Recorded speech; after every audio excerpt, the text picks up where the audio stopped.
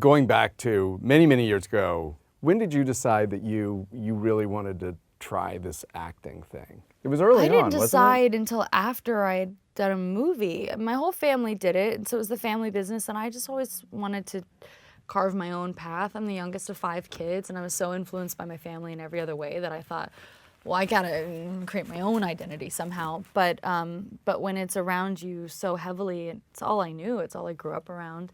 It's all I grew up practicing because I was in their acting classes just because they didn't have a babysitter. So I did my first movie at 16, and I thought, let me finish high school, let me defer college for a year, and I'll just try this acting thing. And then I signed on to a TV show. I was told TV shows never get picked up. Like, what was the TV show called, Blake? It was called Gossip Girl.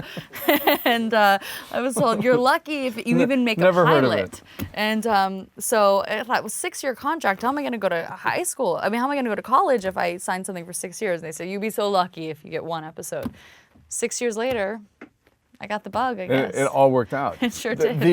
But before that, there was Sisterhood of the Traveling Pants. Yes, that was when I was 16. That was my first job. Yeah. And I loved it, and I had the best experience, but I still thought, I still wasn't convinced that that's what I wanted to do for a living because I had it in my head for so long that I wanted to go to school, I wanted to get a great education, and then figure it out. So when I figured it out before that, it threw off my whole blueprint. Well, you did this. So Sisterhood actually was a bit, it was a major movie. It turned out to be a big hit. But you were also, when that happened, you were also still like in high school being a cheerleader. You were sort of living these two lives. I was a cheerleader. I was high school president. I was in a show choir. We won national. Glee is based on my show choir at my school. Is that right? Yep. So I was like Tracy Flick. It was like really like which really one were you? Which one was I? I was Tracy Flick from Election in high school. I see. I was asking which one from Glee, but you were Tracy Flick. You've never seen Glee? No, I think it would. I love show choir so much that it would hurt me to watch that because I'm so upset by the fact that adults cannot be in high school show choir. We could start it. We need it.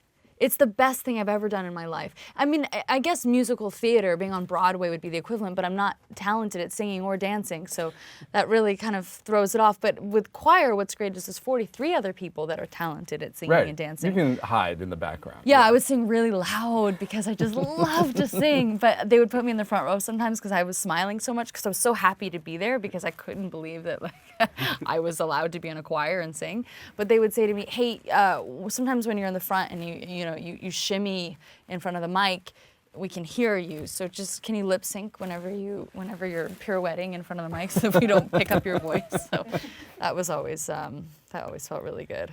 Is there any chance that we'll see? You did the sequel to Sisterhood of the Traveling Pants. Is there any chance there might be a third? There is a strong chance there might be a third. I mean, the 4 of us are still best friends.